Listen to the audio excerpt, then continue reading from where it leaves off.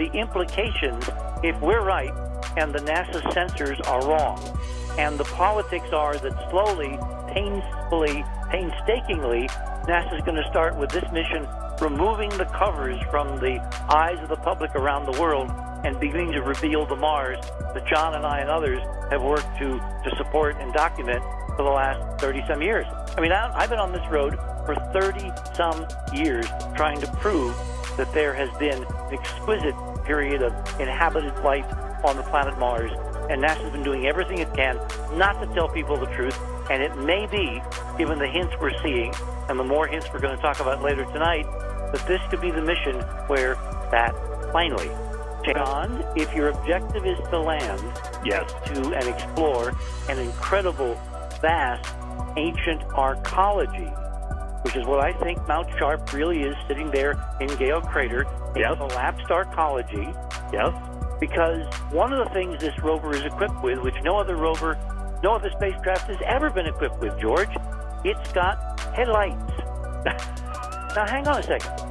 Why, since you're not driving at night, and you're sitting and doing science, and you're only driving during the day, and you take your pictures and send them home, why do you need headlights at night? You think they're going to go into some caves? They're going into the structure where they don't have any light, no sunlight, but you want light so you can take pictures. And, of course, you couldn't use solar panels if you're going inside an archaeology.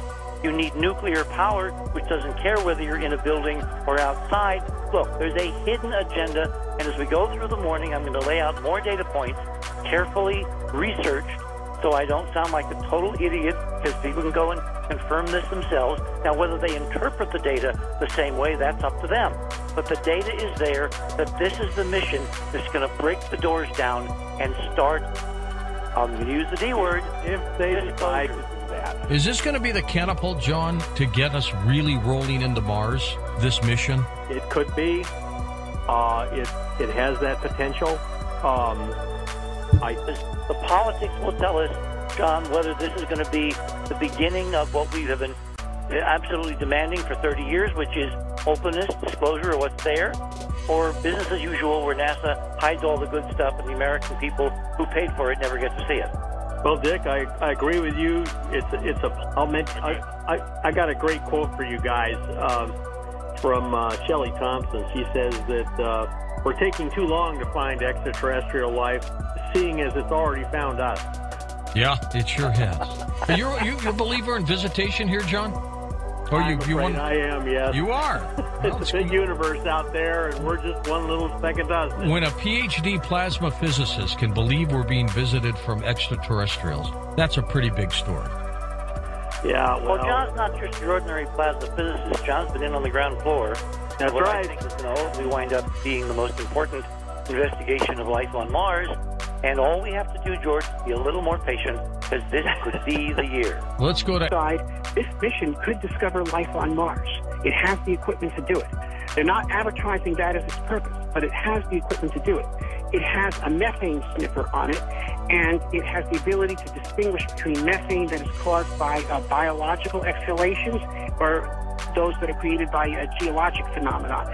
And so if it sniffs out biologic methane, it has found the scent of life on Mars. That is exciting. Robert Richard C. Hoagland with us. He's with me all night tonight. Richard, come on in. Morning and congratulations. Well, excellent. To everybody, I think. Americans should be happy tonight.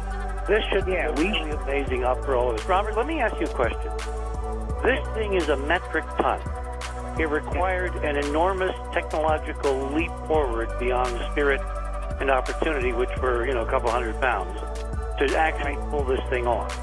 How close are we with this technology in terms of conventionally landing a human mission, scaling this approach up on Mars in the next, let's say, decade? This approach is scalable. And instead of coming in hard and crashing with airbags to soften the blow, which is what Spirit and Opportunity did, they put this thing down like a crate of eggs.